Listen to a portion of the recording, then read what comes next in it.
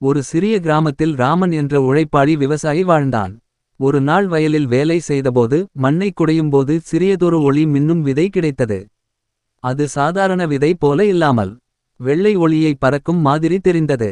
ராமன் அதை கொண்டு வீட்டுக்கு வந்து மண்ணில் நட்டான். இது எதுவாக மாறுமோ என்று ஆவலாக தினமும் தண்ணீர் ஊற்றி பராமரித்தான். ஆனால் கிராமத்திலே சிலர் அவனை கிண்டல் செய்தனர். இப்படி ஓடி வரும் விதையா, ஏமாற்றம் தான் என்று சிரித்தனர். ஆனா ராமன் மட்டும் ஒன்றே ஒன்று நினைத்தான். நம்பிக்கையாயிருந்தால் விதையும் மரமாகும். அந்த இரவு விதை நட்டு 24 மணி நேரம் கூட ஆகாமலே அது மண்ணை உடைத்து பிரகாசம் செய்தது.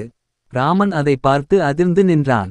இது சாதாரண மரம் அல்ல, மாயமரம். அடுத்த 3 நாட்களிலேயே மரம் பெரிய நிழல் தரும் அளவுக்கு வளர்ந்தது. இது சாதாரண வளர்ச்சி இல்ல. வினாடி வினாடிக்கு கிளைகள் விரிந்தன. ஒரு நாள் ராமன் அருகே நின்றபோது மரத்திலிருந்து மெதுவான குரல் கேட்டது. ராமா, நீ என்னை பராமரிச்சதுக்கு நன்றி. நான் ஒரு மாயமரம். நீங்க சொல்வ எந்த நல்ல ஆசையையும் நிறைவேற்றுவேன். ராமனுக்கு நம்பவே முடியவில்லை. ஆனால் அவன் சோதனைக்கு சொன்னான். என் வயலுக்கு நல்ல மழை வந்தா போதும்.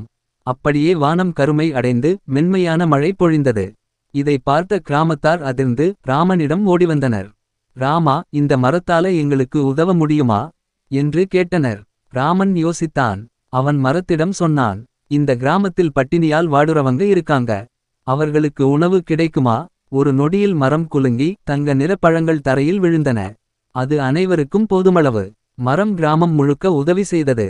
ஆனா சில பேராசை உள்ளவர்கள் ராமனை நோக்கி, இதை விற்கலாமே, இது தங்கம் விட அதிகம் பணம் தரும் எனத் திணறினார்கள். ராமன் மறுத்தான். இது உதவிக்காகத்தான், பணத்துக்காக இல்ல.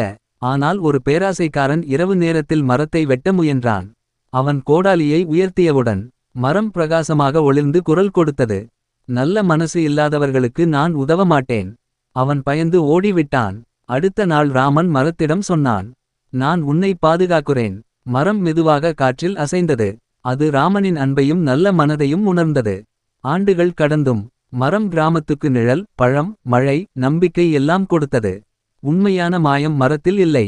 மனிதனின் நல்ல மனம், பகிர்வும் அன்புமே வாழ்க்கையின் மிகப்பெரிய சக்தி.